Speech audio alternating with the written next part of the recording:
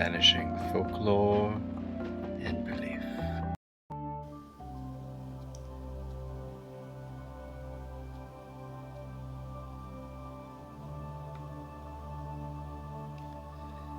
The Fearless Captain, from Korean Folktales, public domain reading, circa 1913.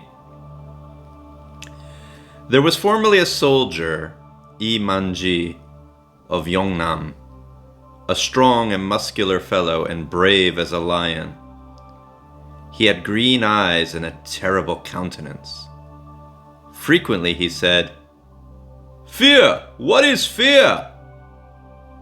On certain days when he was in his house, a sudden storm of rain came on, and there were flashes of lightning and heavy claps of thunder.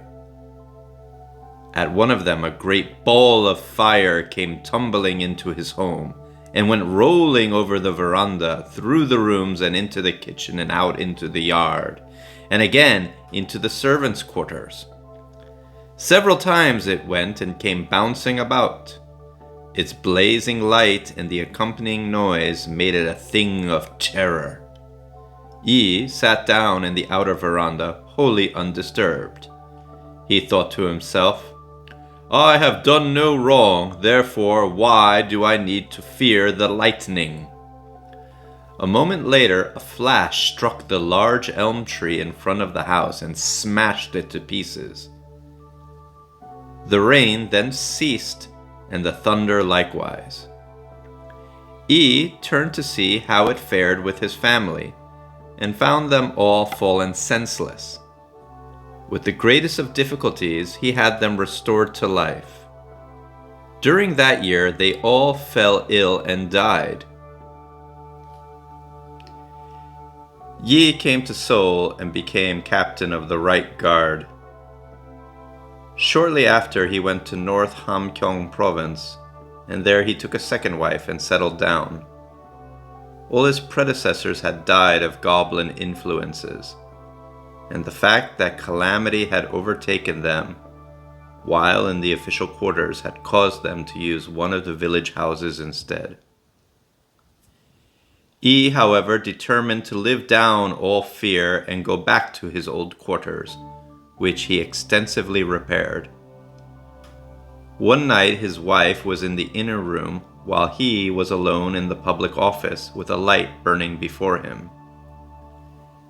In the second watch, or thereabout, a strange-looking object came out of the inner quarters. It looked like the stump of a tree, wrapped in black sackcloth.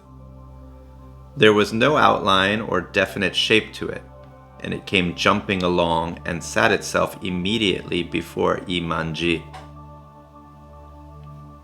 Two other objects came, following in its wake, shaped just like the first one.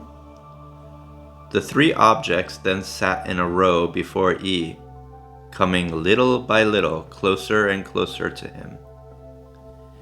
Yi moved away till he had backed up against the wall and could go no further. Then he said, "Who are you anyhow? What kind of devil? Pray that you dare to push towards me so in my office. If you have any complaint or matter to say so and I'll see to it."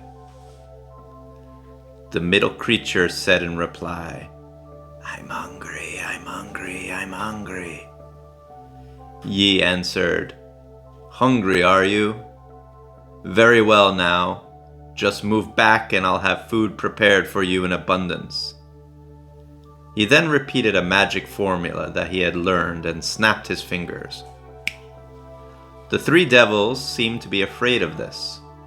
Then Man-ji suddenly closed his fist and struck a blow at the first devil.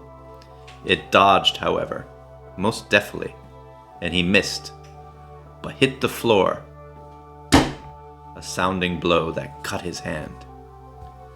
Then they all shouted, We'll go, since you treat guests thusly." At once they bundled out of the room and disappeared. On the following day he had an oxen killed and sacrificed. as an offer to these creatures, and they return no more. Author's note: men have been killed by goblins. This is not so much due to the fact that goblins are wicked, as to the fact that men are afraid of them. Many died in Northam Kyong, but those again who were brave and clove them with a knife or struck them down lived. If they had been afraid too, they would have died. Vanishing folklore and belief.